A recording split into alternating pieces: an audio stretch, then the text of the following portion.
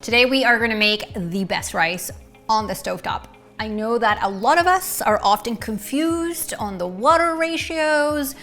You empty your rice into a container and then throw out the instructions, and then you're left Googling, how do I make great rice? That's what we're doing today.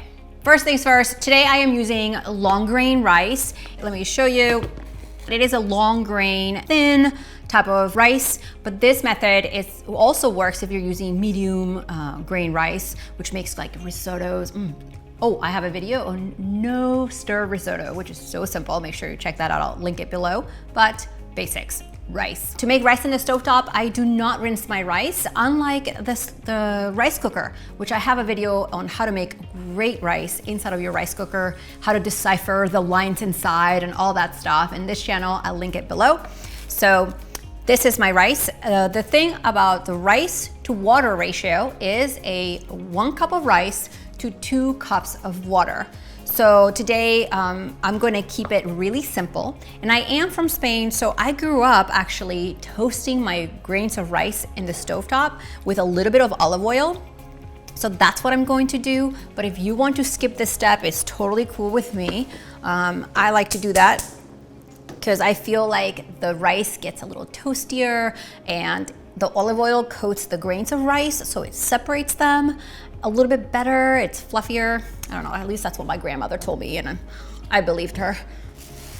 So I'm going to measure out 2 cups of rice, and I'm using white rice. If you're using brown rice, that is a little bit of a different video, but again, 1 to 2.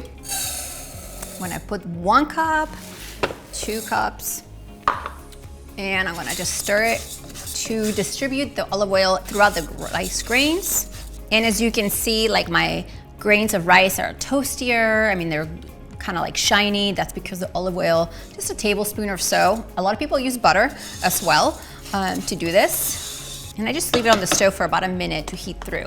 A lot of people ask if they need to heat up their water before adding it into the pot. I personally add straight cold water into my pot and bring that to a boil with my rice. There are other methods, but that's just the way I do it. That's one less step.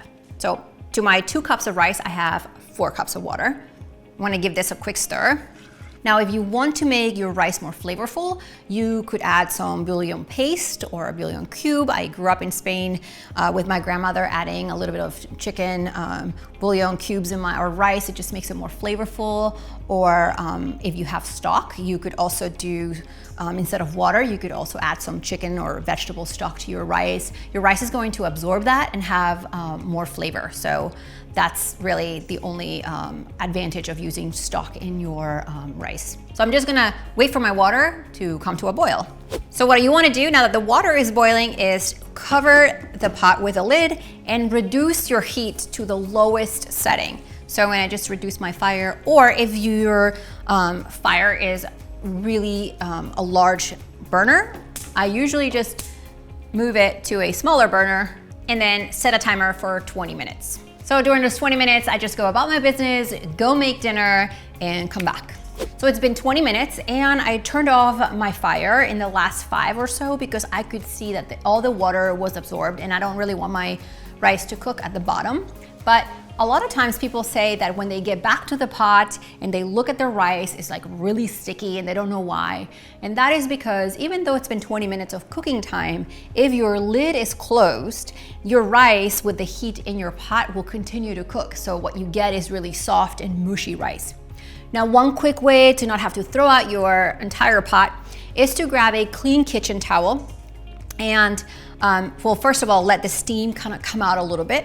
And then a trick that I learned from my grandmother is to take a kitchen towel or really thick absorbent paper towels, put it over your pot and just wait a few minutes, and the heat, the towel is going to absorb some of that moisture. So that also helps the rice not be as sticky. So if you're still meal prepping and whatnot, that's also a really great idea.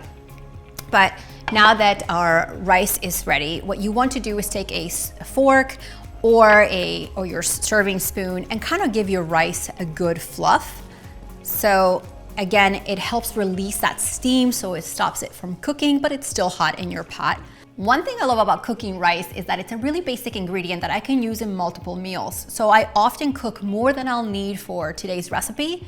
And then once the rice has cooled down, or leftovers, but once the rice has cooled down, I can transfer into another container, refrigerate it for 3 to 4 days, and then use it to build other meals or serve it as a side. So again, you don't have to cook rice throughout the week.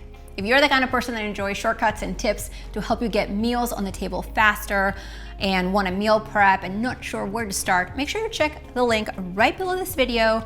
I'm going to share with you a sample weekly meal plan where I do just that. Tell you how to cook once and use those ingredients multiple times throughout the week. And with that, see you next time.